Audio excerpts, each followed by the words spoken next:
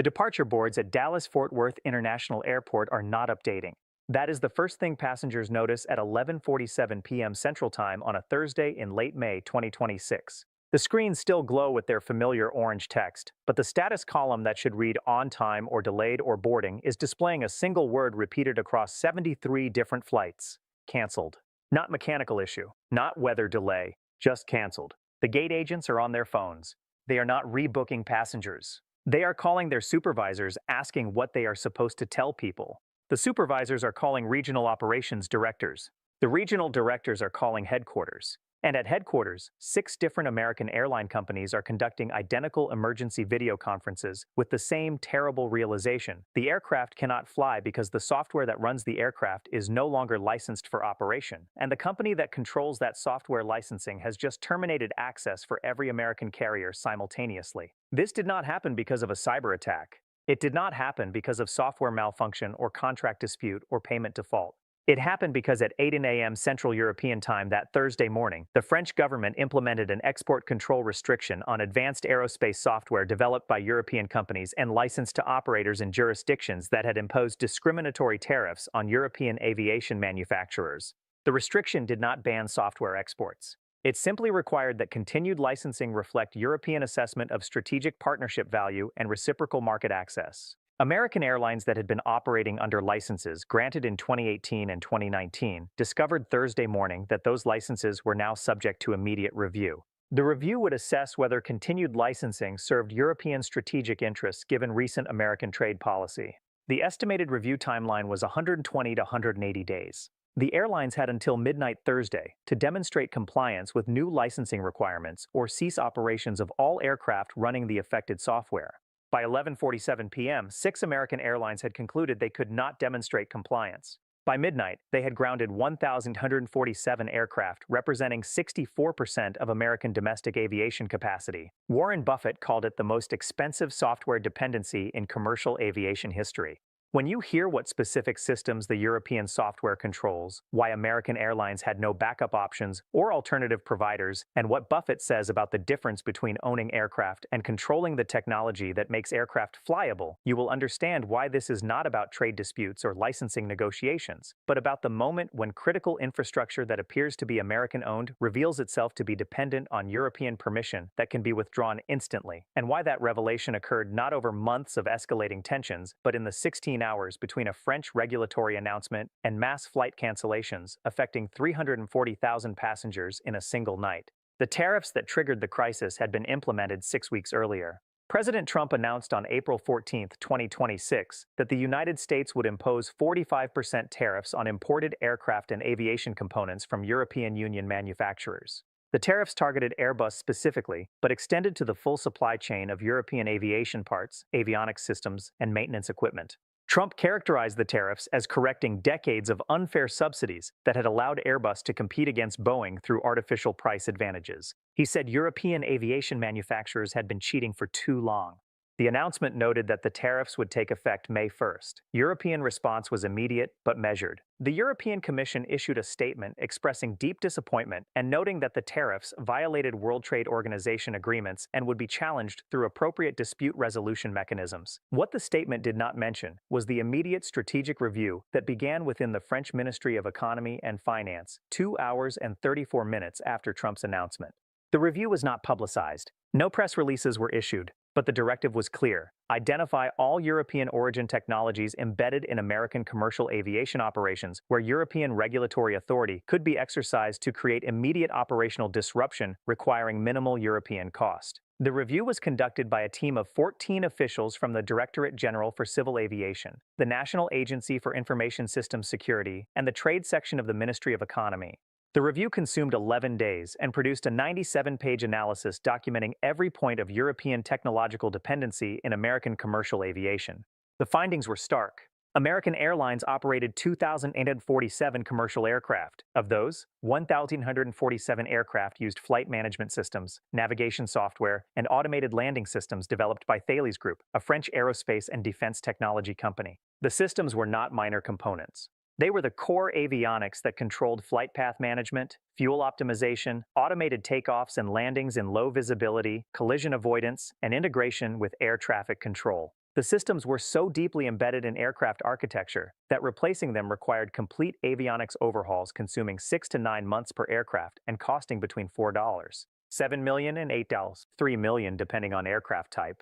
More critically, no American manufactured equivalent systems existed with Federal Aviation Administration certification for the specific aircraft models in question. The software licenses for these systems had been granted to American Airlines under terms negotiated between 2016 and 2019 when transatlantic aviation relationships operated under assumptions of permanent cooperation. The licenses were structured as 10-year agreements with automatic renewal provisions. But every license contained a standard clause. Licensor reserves the right to terminate or modify licensing terms if necessary to comply with applicable export control regulations, or if continuation of the license would conflict with French national security interests or strategic economic priorities. That clause had been boilerplate language that no one expected would ever be invoked. It was invoked Thursday morning. The French regulatory announcement was published at 8 a.m. Central European Time, which was 1 a.m. Central Time in the United States. The announcement noted that in response to discriminatory tariffs imposed by the United States on European aviation manufacturers, France was implementing enhanced export control measures on advanced aerospace technologies classified as dual-use items with strategic security implications. The measures required immediate review of all existing licenses for aerospace software and avionics systems exported to jurisdictions imposing such tariffs. Pending completion of the review, existing licenses would remain valid for a transition period not to exceed 16 hours, expiring at midnight Central European Time, which was 5 p.m. Central Time in the United States. Licensed operators unable to demonstrate compliance with revised licensing requirements by the expiration deadline were required to cease operational use of the licensed systems until compliance could be verified. The practical effect was immediate operational emergency. 6 American American Airlines, Delta, United, Southwest, JetBlue, and Alaska operated a combined 1,847 aircraft with Thales avionics systems. Those systems were licensed under agreements that had just been terminated subject to 16-hour notice. The airlines discovered the regulatory change when their European regulatory affairs teams reported it at 7 a.m. Eastern Time. That gave airline operational leadership 10 hours until the 5 p.m. Central Time deadline to determine whether they could demonstrate compliance with licensing requirements that had not yet been published, or to prepare for immediate grounding of 64% of American domestic aviation capacity. The scramble was frantic and futile. Airline chief operating officers convened emergency calls with European regulatory affairs consultants, aviation attorneys, Federal Aviation Administration officials, and State Department personnel. Every call reached the same conclusion. There was no compliance pathway available within 16 hours because the French government had not published the revised licensing requirements. They had simply announced that existing licenses were terminated and that new compliance would be assessed through a review process requiring 120 to 180 days. American Airlines chief operating officer asked directly during an 11 a.m. call with the FAA whether the airline could continue flying aircraft with expired software licenses if the expiration resulted from foreign regulatory action rather than airline violation. The FAA response was unambiguous: no. Operating aircraft with expired software licenses violated federal aviation regulations regardless of why the license had expired. The aircraft were grounded until valid licenses could be secured. Delta attempted to negotiate directly with Thales Group. The call was placed at 1:47 p.m. Eastern Time to Thales headquarters in Paris. A senior Thales executive explained that Thales could not issue new licenses without approval from French export control authorities and that those authorities had indicated review timelines of 120 to 180 days. Delta asked whether Thales could provide temporary emergency licensing to prevent immediate groundings. The Thales executive noted that emergency licensing required French government approval and that the French government had been quite clear that no emergency provisions would be granted pending completion of the strategic review. Delta asked what needed to happen for the strategic review to conclude that continued licensing served French interests. The Thales executive suggested that Delta contact the French Ministry of Economy because that was a political question, not a technical one. United tried the State Department route. A call was placed at 2:14 p.m. Eastern Time to the Deputy Secretary of State, requesting immediate diplomatic intervention with French authorities. The Deputy Secretary explained that State had been in contact with the French embassy since 9 a.m. and that the French position was consistent. The export control measures were a sovereign regulatory response to American tariffs and would remain in place until the tariffs were withdrawn or substantially modified. The French government had indicated willingness to restore licenses for aircraft operated by carriers serving routes connecting the United States and France if such restoration was requested through appropriate diplomatic channels and if the tariff situation was resolved. United noted that the deadline was 3 hours away. The deputy secretary acknowledged the timeline pressure, but noted that presidential decisions on tariff modification could not be obtained in 3 hours. The airline industry attempted collective action. The Airlines for America Trade Association convened an emergency call at 3 p.m. Eastern Time with CEOs from all 6 affected carriers. The discussion lasted 34 minutes. The consensus was unanimous. The airlines had no technical solution, no legal solution, and insufficient time for diplomatic solution. The only option was immediate fleet grounding at the deadline and public communication that would make absolutely clear that the groundings resulted from European regulatory retaliation for American tariffs. The CEOs agreed to coordinate messaging and to jointly advocate for immediate tariff withdrawal as the only pathway to restored operations. At 3:47 p.m. Eastern Time, the 6 airlines issued simultaneous statements announcing that they would ground all aircraft equipped with Thales avionics systems effective 5 p.m. Central Time due to expiration of European software licenses, and that the groundings would continue until licensing could be restored through resolution of the underlying trade dispute with the European Union. The operational logistics of grounding 1,847 aircraft in less than 2 hours was a nightmare that airline operations centers had never contemplated. Aircraft in flight would complete their journeys. Aircraft on the ground would not depart. Aircraft scheduled for departure after 5 p.m. Central would be canceled. Passengers already boarded on delayed flights would be deplaned. Gate agents, flight crews, maintenance personnel, and ground operations teams would implement emergency protocols developed for weather disasters or security incidents, but never for regulatory action terminating software licenses. At Dallas-Fort Worth, 73 flights were canceled. At Atlanta, 89 flights. At Chicago O'Hare, 67 flights. At Denver, 54 flights. Across the entire American aviation network, 1,243 flights scheduled for Thursday evening and night operations were canceled, affecting 340,000 passengers in the first 7 hours of grounding. The immediate human impact was visible in every major airport. Passengers who had checked bags discovered their luggage was on aircraft that would not be flying. Families traveling to funerals were stranded. Business travelers with morning meetings 2,000 miles away had no transportation. Medical patients traveling for specialized treatment were unable to reach care facilities. The airlines were offering rebooking on unaffected flights, but the 6 grounded carriers represented 64% of domestic capacity. The remaining 36% was immediately overbooked.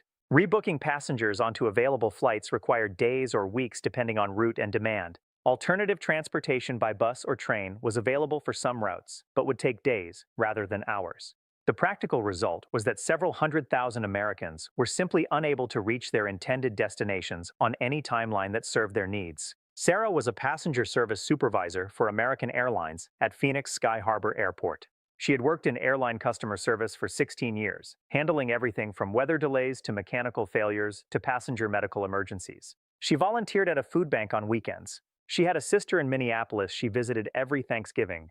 On Thursday at 4:47 p.m. Mountain Time, Sarah received an emergency notification through the airline's operations system that all flights using Thales avionics would be grounded in 13 minutes. She was working Gate A14, where American Airlines Flight 2847 to Boston was scheduled for 5:20 p.m. departure. The aircraft was an Airbus A321 with Thales systems. Boarding was scheduled to begin in 6 minutes. Sarah called her operations manager. The conversation lasted 2 minutes and 14 seconds. The manager confirmed the grounding order and instructed Sarah to delay boarding announcements until the 5 p.m. deadline, then announce the cancellation and begin rebooking processes. Sarah asked what she should tell passengers about when the flight would operate. The manager said she should tell them the flight was canceled due to regulatory restrictions and that rebooking would be handled as quickly as possible, but that realistically most passengers would not reach Boston for 3 to 5 days. Sarah hung up. She looked at the 147 passengers waiting at the gate. She made the announcement at 5:01 p.m. She said 8 words she would repeat 23 times in various formulations over the next 6 hours to increasingly angry passengers. We cannot fly the plane. It is European software. The economic impact cascaded through multiple sectors simultaneously. The 6 grounded airlines represented $187 billion in combined annual revenue. Immediate grounding meant immediate revenue cessation for 64% of their operations. Each day of grounding cost the 6 carriers a combined $510 million in lost ticket revenue, plus hotels and meal compensation for stranded passengers, plus rebooking costs, plus operational costs of maintaining grounded aircraft. The airline's stock prices declined an average of 23.4% in Friday trading as investors calculated that groundings lasting weeks or months could force bankruptcy filings. Combined market capitalization loss across the six carriers exceeded $94 billion in one trading day. The airports faced parallel crisis. Dallas-Fort Worth International Airport generates $18 billion in annual economic activity for the region through passenger spending, employment, cargo operations, and connecting services. Sudden loss of 64% of flight operations eliminated an estimated $31 million per day in regional economic activity. Hotels near airports saw cancellations cascade as business travelers and tourists canceled trips. Rental car companies faced revenue collapse. Airport restaurants and retail operations saw foot traffic decline 60% within 48 hours. The Airport Council International estimated that sustained groundings would cost American airports a combined $67 billion annually in lost economic activity. The cargo impact was slower, but more severe. American passenger airlines carry 42% of all commercial air cargo in the United States using belly capacity in passenger aircraft. Grounding passenger aircraft eliminated that cargo capacity. Perishable goods shipments were most immediately affected. Florida citrus growers shipping to East Coast markets discovered Thursday night that their Friday cargo shipments were canceled. California flower wholesalers supplying East Coast retailers for weekend sales could not ship. Maine lobster distributors serving Midwest restaurants lost transportation. Medical supply companies shipping time-sensitive diagnostic materials faced delivery failures. The cargo disruption alone was estimated to generate $220 million in daily economic losses across supply chains dependent on passenger aircraft cargo capacity. The Federal Aviation Administration faced immediate political pressure. Congress demanded emergency action, but the FAA had no authority to override French export control regulations. American aviation law required that aircraft systems operate under valid licenses. The licenses were no longer valid. The FAA could not authorize operation of unlicensed systems regardless of political pressure. The administrator of the FAA testified at an emergency Senate Commerce Committee hearing Friday afternoon that the only pathway to restored operations was diplomatic resolution resulting in license restoration by French authorities. The FAA could not and would not compromise aviation safety by authorizing operation of aircraft with expired system licenses.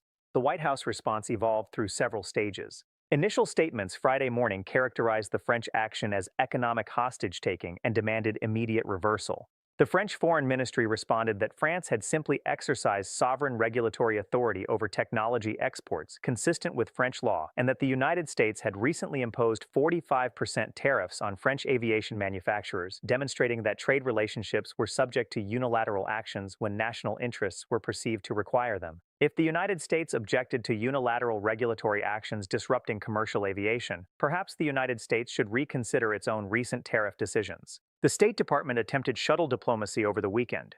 The U.S. ambassador to France met with French Foreign Ministry officials Saturday afternoon for 3 hours and 47 minutes. The American position was that the aviation software licensing and the aircraft tariffs were separate issues and that humanitarian concerns about stranded passengers required immediate restoration of software licenses regardless of the tariff dispute. The French position was that the issues were explicitly linked because France had implemented export controls specifically in response to discriminatory American tariffs, and that restoration of licenses required resolution of the underlying tariff issue. France noted that humanitarian concerns were indeed significant, which was precisely why France hoped the United States would address those concerns by withdrawing the tariffs that had triggered the export control response. The airline CEOs made their own pilgrimage. A delegation of 3 CEOs from American, Delta, and United traveled to Paris Monday to meet with executives from Thales Group and officials from the French Ministry of Economy. The meetings consumed Monday afternoon and Tuesday morning. The message from French officials was consistent across all conversations. The export control measures were political decisions responding to American political decisions, and technical discussions with Thales Group or airline executives could not override the political reality. If the airlines wanted license restoration, they needed to advocate with their own government for tariff modification, not negotiate with French authorities who had already determined that continued licensing was contingent on resolution of the tariff dispute. The congressional response was chaotic and divided. Aviation state senators demanded immediate presidential action to restore flight operations through any means necessary, including retaliatory measures against French companies, sanctions on French officials involved in export control decisions, and emergency legislation authorizing federal takeover of grounded aircraft to enable operations under emergency aviation authorities. Aviation policy experts testified that none of these approaches would work because the fundamental problem was expired software licenses, and expired licenses could only be renewed by the French regulatory authority that had terminated them. Retaliation would not renew licenses. Sanctions would not renew licenses. Federal takeover would not renew licenses. Only French regulatory cooperation would renew licenses, and French cooperation was explicitly contingent on tariff modification. The political dam broke Tuesday afternoon. 17 senators from states with major airline hubs or airline headquarters sent a joint letter to President Trump requesting immediate suspension of the European aviation tariffs pending negotiation of alternative approaches to addressing subsidy concerns. The letter noted that the tariffs had been in effect for 6 weeks, had generated $3.7 billion in revenue, and had triggered European retaliation that was costing the American economy $510 million daily in airline revenue losses, plus hundreds of millions more in cascading economic damage. The cost-benefit ratio was indefensible. The letter requested tariff suspension within 48 hours. The White House issued a terse statement Wednesday morning announcing that the president had directed the United States Trade Representative to suspend the European aviation tariffs for 180 days, pending bilateral consultations on aviation trade matters. The statement characterized the suspension as reflecting American good faith and willingness to engage in constructive dialogue rather than escalatory trade measures. The statement did not acknowledge that the suspension was forced by operational collapse of American commercial aviation, but everyone understood the actual dynamic. The French Ministry of Economy issued a responsive statement Wednesday afternoon, noting that France welcomed the tariff suspension and that French export control authorities would conduct expedited review of aerospace software licenses for American carriers with the objective of restoring licenses within 72 hours where technical compliance requirements could be satisfied. The licenses were restored by Friday afternoon, 8 days after the original groundings. The 6 airlines resumed full operations Saturday morning. Total flight cancellations over the 8-day grounding period exceeded 9,400 flights affecting 2.7 million passengers. Economic losses to airlines, airports, cargo operators, and connected industries exceeded $16 billion. Stock market losses across the 6 carriers totaled $94 billion, recovering only $31 billion after operations resumed. Warren Buffett's response appeared in an interview with the Financial Times published 10 days after the crisis resolved. The interview addressed dependency and control in technological systems. In 69 years of evaluating businesses and their competitive positions, Buffett stated, "I have learned that owning physical assets means nothing if someone else controls the technology that makes those assets functional." American Airlines owned 1,047 aircraft worth approximately $340 billion, but they did not control the avionics software that made those aircraft flyable. A French company controlled that software under licenses granted by French regulatory authorities. The moment those authorities withdrew licensing permission, the $340 billion in aircraft became $340 billion in grounded aluminum. Ownership without control is not an asset. It is a liability disguised as an asset until the disguise is removed. He continued with precision. The airline industry had operated for years under the comfortable assumption that European avionics suppliers were reliable partners whose cooperation was guaranteed by mutual economic interest. That assumption was wrong. Cooperation is conditional. It continues until the condition changes. President Trump imposed 45% tariffs on European aviation manufacturers. That changed the condition. France responded by demonstrating that American Airlines were not customers who happened to buy European software. They were dependents who required European permission to operate their fleets. The dependency had always existed. The tariffs made it visible. Buffett's analysis addressed the strategic architecture. Technology dependency is the most dangerous form of infrastructure risk because it is invisible until activation. Military dependency is obvious. Energy dependency is measurable. Financial dependency becomes apparent when transactions fail. But technology dependency remains hidden because the systems simply work until the supplier decides they do not work. American Airlines discovered that 64% of their fleet was dependent on continued French licensing permission. That discovery occurred not through gradual recognition, but through 16-hour notification, followed by mass groundings affecting 340,000 passengers in a single night. The speed of the collapse was the lesson. Modern technological dependencies create vulnerabilities that can be exploited not over months of gradual pressure, but over hours. Please hit the bell icon and subscribe my channel for daily updates.